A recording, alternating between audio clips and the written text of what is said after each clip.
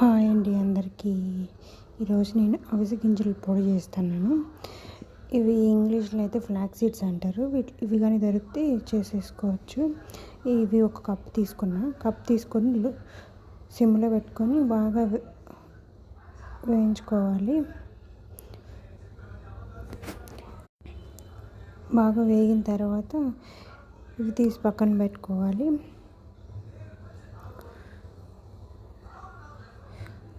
చూసారా, ఆల్రెడీ కొంచెం కలర్ మారుతున్నాయి కదా, ఇంకా కొంచెం కలర్ మారేలాగా చూసుకొని వేపుకోవాలి.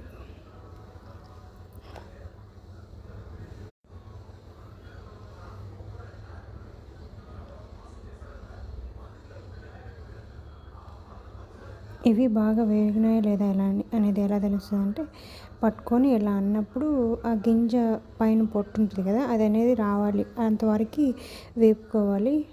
అప్పుడే వేగినట్టు లెక్క, లేకుంటే కొంచెం పచ్చగా ఉన్నట్టే. నాకైతే కొంచెం పొట్టు ఊడుతుంది, అందుకని ఇంకా దింపేసుకుంటాను. కొంచెం సేపు ఉంచుకొని అంతే తీసి పక్కన పెట్టుకోవాలి.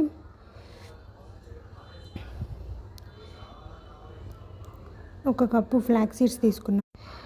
ఇప్పుడు హాఫ్ కప్పు కంటే ఇంకా కొంచెం తక్కువే కొంచెం నువ్వులు తీసుకొని తెల్ల నువ్వులైనా ఓకే, నల్ల నువ్వులైనా ఓకే. నాకు మా అమ్మ వాళ్ళు పంపించిన నువ్వులు ఉంటే అవే వేసా.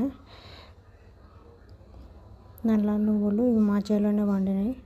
అవి వేపుకొని పక్కన పెట్టుకున్న తర్వాత మీకు సరిపడినంత కారంకి సరిపోయే అన్ని మిరపకాయలు తీసుకొని వేపుకోవాలి. చూసారా, మిరపకాయలు కూడా అన్నీ లో ఫ్లేమ్లోనే పెట్టి వేపుతాను. ఆ తర్వాత కొంచెం కరివేపాకు కూడా పచ్చిది వేసుకోండి, ఎండుదైనా వేసుకోండి. కానీ కరివేపాకు అనేది ఇలా రావాలి, ఇట్లా పట్టుకుంటే తునిగిపోవాలి, అంతవరకు వేగాలి. అంతవరకు వేపుకొని కరివేపాకు కూడా తీసి పక్కన పెట్టుకొని ఒక 1.5 టేబుల్ స్పూన్ తీసుకున్నాను. నాకైతే మీకు సరిపడినంత ధనియాలు కూడా వేసుకోండి. ధనియాలు కూడా లో ఫ్లేమ్లోనే వేయించుకోవాలి, కలర్ మారేంతవరకు. ఆ తర్వాత కొంచెం ఉద్దిపప్పు, 1.5 స్పూన్ ఉద్దిపప్పు కూడా వేసా. శనగపప్పు కూడా వేసుకోవచ్చు. ప్రస్తుతానికి శనగపప్పు లేక నేను వేయలేదు.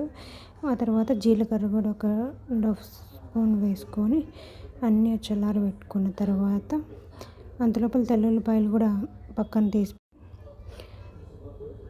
పెట్టుకున్న తర్వాత దాంట్లో కూడా కొంచెం చింతపండు వేసుకొని పొడి కొట్టేసుకుంటే అంతే, అవిసె గింజల పొడి రెడీ.